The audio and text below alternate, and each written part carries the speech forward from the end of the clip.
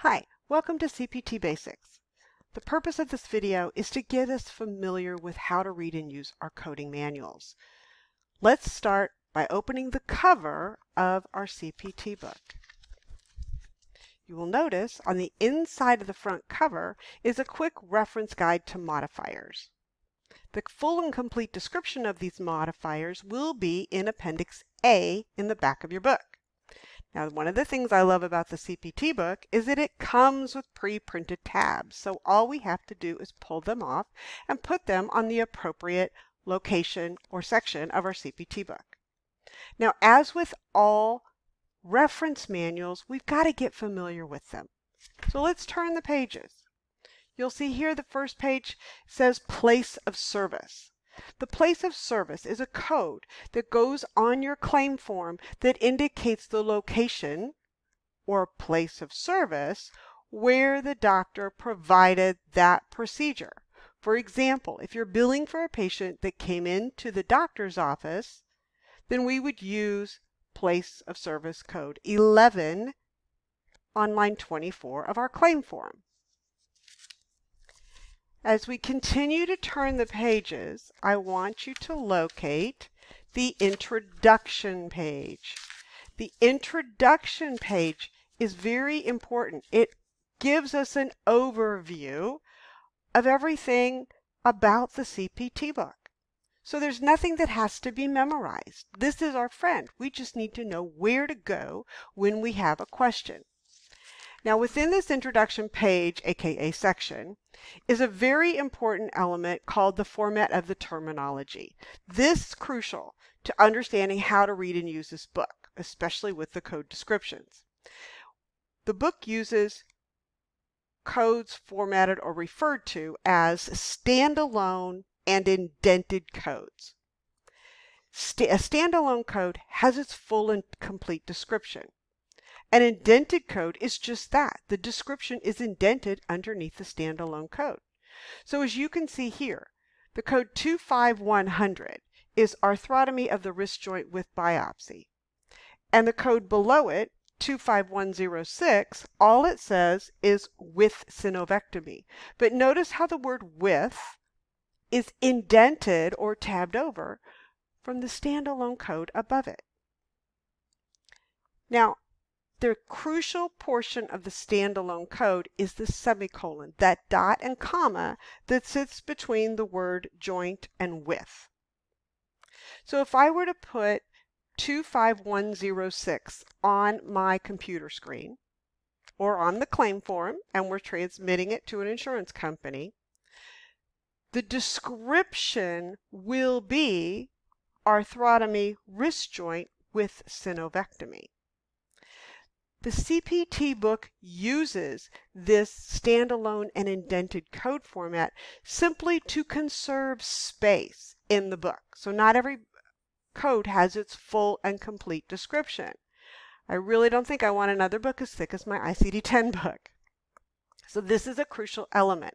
If you're ever looking at a code and you notice that it is indented, it's extremely important, guys, develop this habit, to read backwards to find that standalone code above it. It might be directly above it. It could be several codes above it.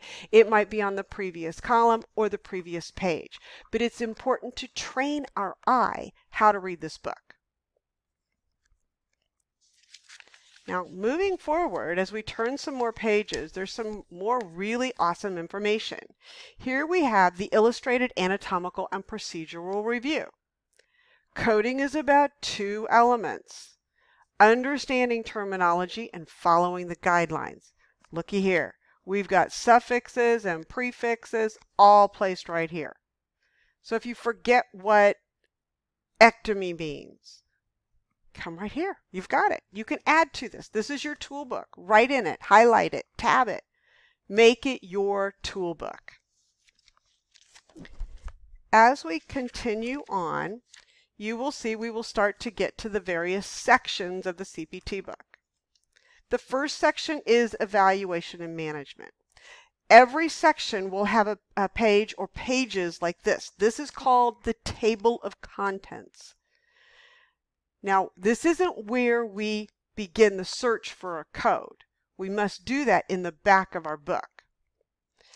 But I want to show you, you can see that there's a white space on the edge of the page. That is where your tab is going to be placed. So we go to the next section and we have anesthesia.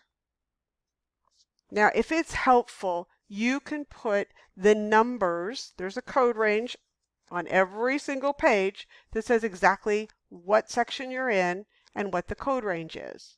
So in the beginning, if you want to put a 0 on your tab, then when you're looking up a procedure code and you're looking for 00220, you'll have a number here to correspond to it, so you begin to recognize and correlate, oh, all my 0 codes are anesthesia, all my codes that begin with 1 are from the integumentary system, and so on. The next section that I want to point out to you is called the surgery section. This is the largest section of the CPT book because it is then further subdivided by all of the various body systems. It's the surgeries that are performed on each of the body systems. Again, it has a little table of contents, but what's very important, because the other element to coding that I pointed out was guidelines. Guidelines are the rules to coding. They're all right here. We don't have to memorize it. Yes, will you come to memorize some out of sheer repetition and use? Sure. But you don't have to. It's all right here. The next section, or the first subsection within the surgery section, is the integumentary system. Again, we have the table of contents. We're going to place our tab on that white space. You'll notice the code range here, all the codes begin with a 1.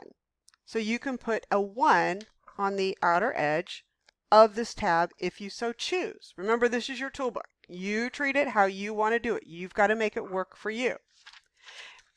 Now, we do have guidelines at the beginning of each of the subsections within the CPT book, but we also have them at the beginning with each group of codes. So if you're coding for a procedure and there's a question in your head, in fact, develop the habit to come back, read the paragraphs. It could be several paragraphs. It could be a sentence. It could be 2 paragraphs or 2 sentences, but those are the rules to coding. You will also notice underneath codes are little statements in parentheses. Those are called parenthetical statements or instructional notes that are particular to the code above it. It's important to read those. Coding is about read, and read some more. So as we go through all of the sections, and you've tabbed them all, I want to get to Appendix A.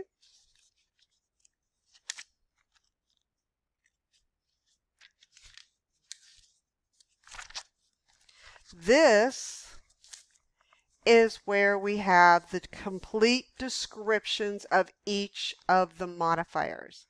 A modifier is a 2-digit character that goes after a procedure code. Not every time when we put a procedure code on a claim form will we have a modifier. All a modifier does, and if you forget, this paragraph is great. It explains it in clear and precise detail. All it does is it indicates that there's some special circumstance surrounding the procedure code. Perhaps they did ear repair and otoplasty on both ears. Well, then we would use modifier 50 for bilateral. And there's several pages, so read and get familiar. Again, it's not that we're going to use a modifier every time, and it's not that you have to memorize each and every one of them. The last section that we're going to take a look at is the index.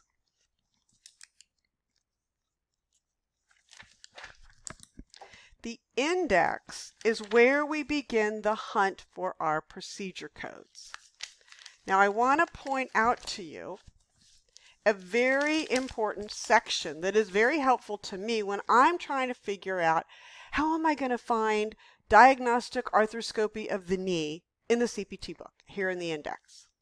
Well, there's a paragraph about main terms, which means there's 4 primary classes of main terms. which means there's 4 possible ways, not always 4, but at least 2, to look up a procedure code. Number 1 being the procedure, which in this case would be arthroscopy. Or we could use number 2, the anatomical site, which would be the knee. Now the third is a condition. The condition isn't stated in our statement, diagnostic arthroscopy of the knee, so therefore it wouldn't be an option. And last, a synonym, eponym, or an abbreviation. Now, these are just our starting points. So if I have more than one main term, I keep it simple. I try to do it in alphabetical and numerical order. So I would try and locate arthroscopy in my index first as a main term. And I'm looking at the words in blue.